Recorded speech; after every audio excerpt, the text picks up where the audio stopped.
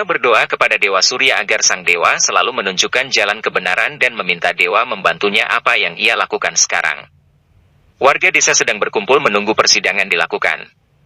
Senopati Ratsefak datang di kerumunan dan memerintahkan mereka untuk segera bubar.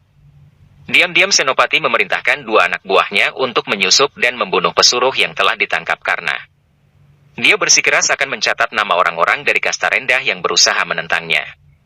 Salah satu dari mereka mengatakan dia tidak takut padanya dan menyebutkan namanya. Semua orang mulai menyebut nama mereka satu persatu bahwa mereka siap menjadi saksi. Dua pesuruh Senopati mendekati pesuruh yang tertangkap dan menusuknya sampai mati. Karena berlari menuju saksinya dan kaget melihatnya telah mati di lantai. Senopati mendekat dan berkata segala rencana mereka tidak akan berhasil.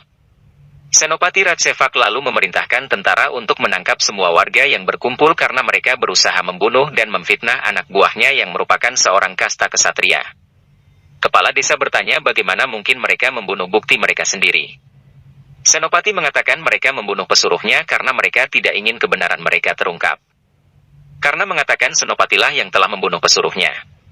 Senopati Ratsefak bertanya siapa yang akan mempercayainya dan semua upayanya akan diberi hukuman mati karena membunuh seorang kasta kesatria. Warga desa berlutut dan memintanya untuk tidak menghukum mereka. Tauji meminta mereka untuk tidak jatuh ke dalam perangkap Senopati dan bangkit menyuarakan kebenaran. Kepala desa mengatakan mereka tidak berhubungan dengan Karna dengan cara apapun dan tidak akan menjadi kambing hitam baginya. Karena berjalan sambil menangis serta putus asa dan memberitahu Tuhan bahwa dia merasa dikalahkan sekarang dan tidak bisa menyelamatkan ayahnya. Tauji datang dan mengatakan dia tidak akan dikalahkan sampai dia menerima kekalahannya. Karena bilang dia tidak menemukan cara apapun. Tauji mendorongnya dengan pidato moralnya dan memintanya untuk bangkit dan bertarung. Tauji memerintahkan Karna untuk mengangkat senjata busur dan anak panah serta melupakan aturan palsu yang dibuat oleh para kesatria. Karena bertanya bagaimana dia bisa. Tauji mengatakan saat membunuh Adirata itu benar untuk mereka, lalu bagaimana mereka bisa benar. Karena setuju untuk melawan. Senopati sedang menunggangi kuda bersama prajurit-prajuritnya merencanakan rencana selanjutnya. Tentara bertanya bagaimana dia tahu bahwa warga akan mundur dari memberikan bukti yang memberatkannya. Dia mengatakan bahwa kasta di bawahnya semua adalah pengecut dan dia tahu mereka akan takut. Karena melesatkan anak panahnya disertai kertas yang mengenai pohon yang dilalui oleh Senopati Ratsefak. Di kertas tersebut, Karna memintanya untuk menandatangani di atas kertas bahwa dialah dalang yang mencampurkan racun ke dalam sumur. Senopati menolak keinginan Karna dan meminta tentara untuk menangkap Karna. Karna bertarung dengan mereka dan mengalahkan mereka semua.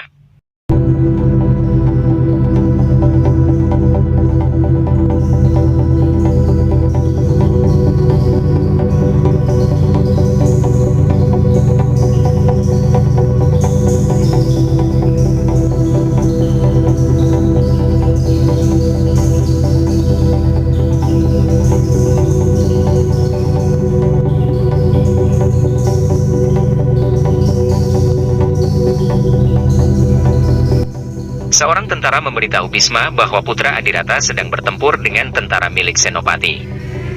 Bisma segera pergi menuju tempat itu. Melihat seluruh pasukannya sudah dikalahkan oleh Karna, Senopati Ratsefak melarikan diri dengan rasa takut.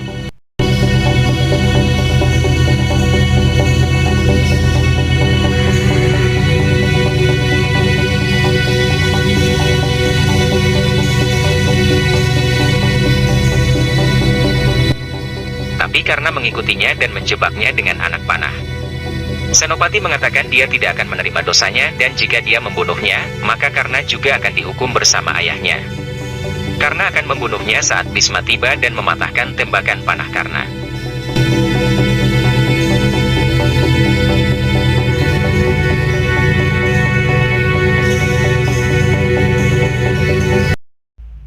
Karna bersama dengan Adirata dan warga lainnya berkumpul di aula kerajaan untuk menjalankan sidang kerajaan. Destarata masuk dan duduk di singgasananya. Sang Maharaja bertanya di mana anak yang memberikan hidup untuk anaknya. Vidura meminta Karna untuk maju ke depan. Karna berjalan ke hadapan Maharaja. Vidura memintanya untuk menghormati Raja dengan melipat tangan di depannya. Karna mengatakan begitu dia mendapat keadilan, dia akan melipat tangannya. Destarata menanyakan siapa namanya. Karna memperkenalkan dirinya dengan nama Karna putra Ibu Radha, hal itu membuat Radha emosional. Destarata bertanya apakah dia memperkenalkan dirinya dengan nama ibunya. Karna mengatakan jika dia menyebut nama ayah, semua orang akan menanyakan asal kastanya. Destarata memuji bahwa Karna sangat cerdas dan mengatakan untuk membuktikan ayahnya tidak bersalah, Karna harus menghadirkan pelaku yang sesungguhnya.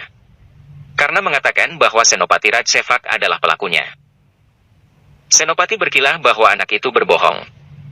Destarata lalu menanyakan bukti apa yang dia miliki bahwa Karna mengatakan yang sebenarnya. Karna berkata dia selalu mengatakan yang sebenarnya. Bisma bangkit dan mengatakan bahwa seorang pejuang tidak perlu berbohong. Karna mengatakan bahwa seluruh orang di desa mendengar pengakuan anak buah Senopati sebelum terbunuh.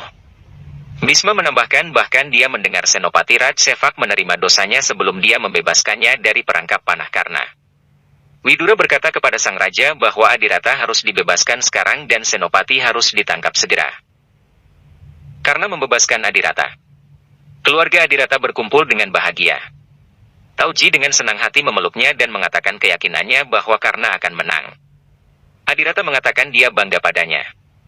Sean meminta agar Senopati segera dihukum yang berat. Adirata mengatakan hal itu terserah Maharaja sekarang dan meminta Karna untuk menyapa Maharaja. Karna memberi hormat kepada Raja Destarata dan akan pergi bersama keluarga ketika Senopati menghentikannya dan memberitahu Destarata bahwa dia juga harus menghukum anak laki-laki dari kasta rendah karena memegang senjata dan menyerang kasta kesatria. Destarata tidak bisa berbicara apapun untuk menghukum Karna. Senopati mengatakan ketika sudah dihukum, dia tidak akan diam dan mengatakan dia akan menentang keputusan Maharaja yang membiarkan kasta rendah melawan aturan kasta yang sudah berlaku selama ini. Bisma bertanya beraninya dia membuat pernyataan yang menyudutkan Maharaja. Senopati terus memprovokasi para kesatria yang hadir di aula kerajaan agar menentang Raja Destarata. Bisma lalu membunuh Senopati dengan panahnya. Dan meminta para kesatria untuk maju, siapapun yang berani menentang Maharaja sekarang. Semuanya diam. Bisma mengatakan kepada Maharaja Destarata bahwa Karna telah membantu kerajaan dan merupakan simbol keadilan, tetapi dia melakukan kesalahan dengan memegang senjata sebagai seorang kasta rendah, sehingga dia harus diberi hukuman sederhana. Karna mengatakan dia tidak akan menerima hukuman karena dia tidak melakukan kesalahan dan bertanya siapa yang menentukan siapa saja kasta kesatria. Bisma mengatakan masyarakat. Karna mengatakan aturan dibuat saat dia belum lahir, jadi mengapa dia harus menerimanya sekarang? Orang-orang mulai berteriak bahwa Karna harus dihukum karena menentang tradisi kasta. Karna terus mengulangi bahwa dia tidak melakukan kesalahan. Sean menantang siapa yang berani bertarung dengan saudaranya, dia berlari dan mengambil busur dari seorang pria kesatria dan melemparkannya ke Karna. Karna menangkapnya, mengambil panah jasad Senopati lalu mengarahkan panahnya ke arah para kesatria yang menangkap Sean. Tepat saat itu Bisma menembakkan panah ke arahnya dan mematahkan busur yang dipegang Karna. Panah kedua Bisma menjadi tali dan mengikat Karna. Bisma lalu menembak panah yang lain untuk menghabisi nyawa Karna yang dianggap sudah berani menentang secara terang-terangan. Adirata yang melihat hal itu segera berdiri di depan Karna untuk memasang badan. Anak panah berhenti tepat di depannya dan kembali ke Bisma. Bisma mengatakan dia tidak akan membunuh Adirata dan anaknya hari ini karena Adirata baru saja diberi pembebasan. Destarata mengatakan kepada Adirata bahwa putranya tidak boleh lagi memegang senjata sejak saat ini sebagai hukuman dan jika dia memilih tetap melakukannya, Adirata dan keluarganya harus diusir dari Hastinapura. Adirata menerima hukuman dan membawa Karna pulang. Di rumah, Radha menunggu memegang piring pemujaan untuk Karna. Frusali bertanya apakah dia bisa melakukan pemujaan kepada Karna. Radha mengatakan dia bisa karena sebagai teman, dia telah mempercayai Karna ketika semua orang menentangnya. Frusali melakukan arti kepada Karna dan mengatakan bahwa Karna adalah pemimpin mereka mulai hari ini. Prajurit datang dan memberitahu Adirata bahwa Bisma ingin bertemu dengannya dan Karna besok pagi di tepi sungai Gangga. Adirata mengangguk mengiyakan. Adirata menyuruh anak-anak untuk pergi dan istirahat sekarang. Tauji mengatakan Raja telah melakukan ketidakadilan pada Karna. Adirata mengatakan banyak yang berusaha menghentikan Karna dari memegang senjata, tapi Raja mengambil harapannya sendiri dan sekarang Karna tidak bisa memegang senjata selamanya. Adirata bertemu Bisma di pagi hari dan menyapanya. Bisma bertanya apa pekerjaan yang dilakukannya sekarang. Adirata mengatakan bahwa dia baru saja datang ke Hastinapura dan tidak memiliki pekerjaan. Bisma menunjuknya sebagai supir keretanya. Adirata sangat berterima kasih padanya atas pekerjaan yang diberikan kepadanya. Bisma mengatakan jika dia tinggal bersamanya, dia bisa mengawasi putranya Karna dan mengatakan dia akan membimbing Karna dan membuatnya menjadi kusir yang lebih baik. Adirata berterima kasih padanya dan pergi. Karna muncul dan mengatakan dia bukan binatang untuk dibimbing dan seorang laki-laki sejati. Karna masuk ke dalam air, berdoa kepada Dewa Surya dan bersumpah bahwa dia akan memberikan amal kepada Bisma dengan menjatuhkan senjata hari ini dan tidak akan memegangnya lagi. Tetapi di masa depan jika dia melihat Hastinapura tidak dapat memberikan keadilan kepadanya, atau keluarganya mendapat situasi yang memaksanya untuk memegang senjata lagi, maka dia harus memilih senjata. Tidak ada yang akan bisa membuatnya menjatuhkan senjatanya saat itu. Bisma mengawasinya dengan diam sumpah Karna itu, dan kagum kepada Karna. Setelah 10 tahun berlalu,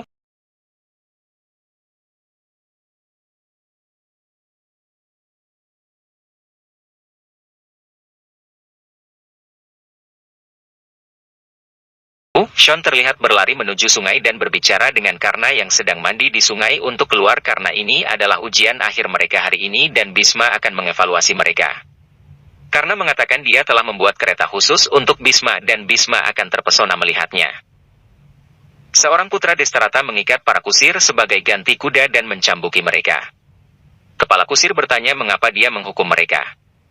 Sang pangeran mengatakan para kusir ini telah menghilangkan kuda-kuda kesayangannya, jadi dia akan mengikat kusir dan menghukum mereka dan memerintahkan kepala kusir untuk menyiapkan kuda-kuda terbaik pengganti untuk kakak laki-lakinya Duryudana pada hari ini, kalau tidak dia akan menghukumnya juga.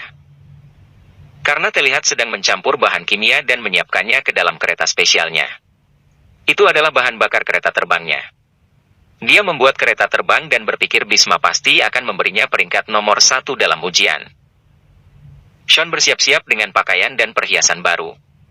Rada mengatakan Sean bersiap-siap seolah-olah dia akan menikah dibandingkan menghadiri sebuah acara ujian dan bertanya di mana Karna. Sean mengatakan saudaranya sedang membuat kereta khusus. Rada bertanya tentang Frusali. Sean berkata Frusali pasti berada di dekat tempat ujian untuk menyaksikan ujian Karna. Terlihat seorang gadis remaja melemparkan orang-orang yang mengganggu pandangannya dengan ketapel dan meminta mereka menjauh. Gadis cantik itu merupakan Frusali. Bisma terlihat memasuki tempat ujian dengan Adirata sebagai kusir yang mengendarai keretanya. Orang-orang menyerukan nama Bisma yang agung. Rada dan Sean terlihat berdiri bersama orang-orang dan Frusali di atas pohon mengawasi semuanya. Bisma berjalan dengan penuh karisma dan duduk di singgasananya serta melambai pada orang-orang untuk berhenti menyerukan namanya. Kepala kusir menyapanya dan berterima kasih kepada Bisma karena telah menghadiri ujian kusir dan mencari pemenang kereta terindah. Bisma mengatakan ujian adalah ujian dan dia bangga untuk menilainya dan meminta untuk memulai ujian. Kepala kusir berkata peserta ujian hari ini adalah Karna. Kepala kusir segera memanggil nama Karna untuk segera menunjukkan ketangkasannya. Bisma mencari Karna. Di kejauhan di atas langit Karna terlihat datang dengan kereta udaranya. Bisma mengatakan dia telah mengikuti ujian Karna sejak lama dan sekarang ingin melihat keberanian apa yang akan dia tunjukkan. Adirata bertanya pada Sean di mana saudaranya. Sean berkata ibarat sinar surya, jika mereka ingin melihat Karna, mereka harus melihat ke atas. Semua orang melihat ke atas dan melihat Karna datang dengan kereta udara dan mendarat di tempat tersebut. Frusali tersenyum melihatnya. Semua orang termasuk Bisma terpesona dengan kereta udara atau balon terbang buatan Karna. Karna melompat dari keretanya dan mendarat di tanah. Putra Destarata, Pangeran Dursasana marah melihat tingkah laku Karna. Karna memasuki tempat ujian dengan balon udara dari langit. Seorang bocah ksatria bertanya beraninya dia menghina Bisma dengan datang melalui udara. Karna mengatakan dia ingin Bisma melihatnya dengan bangga. Pangeran Dursasana bertanya beraninya dia berbicara seperti itu di depan Bisma yang agung. Bisma bertanya di mana dia belajar membangun kereta udara. Karna berkata bahwa dia mempelajarinya dari kitab suci agama dan memberikan contoh bahwa Rama datang ke kotanya dengan kereta udara. Dursasana bertanya beraninya dia membangun kereta udara yang berbahaya yang bisa saja jatuh mengenai orang-orang dan meminta tentara untuk memenggalnya. Prajurit menyerang Karna dengan pedang. Karna dengan mudah menangkap pedang tersebut dengan tangannya, lalu melemparkan tentara ke tanah. Dursasana meminta kakek Bisma untuk menghukum Karna. Bhisma meminta Dursasana untuk duduk dan mengatakan dia akan menghukum Karna nanti. Bhisma mengatakan karena telah belajar mengemudi kereta sejak usia 3 tahun, jadi dia tahu cara untuk mengendarai kereta di darat atau hanya di langit. Karena berkata dia terlahir untuk terbang di langit dan dia telah melakukan pemeriksaan seluruh area darat sejak lama, dia akan melakukannya lagi jika dia membutuhkannya. Kepala kusir meminta Karna untuk membawa balon terbangnya, serta mempersiapkan keretanya untuk ujian. Karna setuju dan pergi. Karna melihat banyak kusir terluka dan bertanya siapa yang melukai mereka.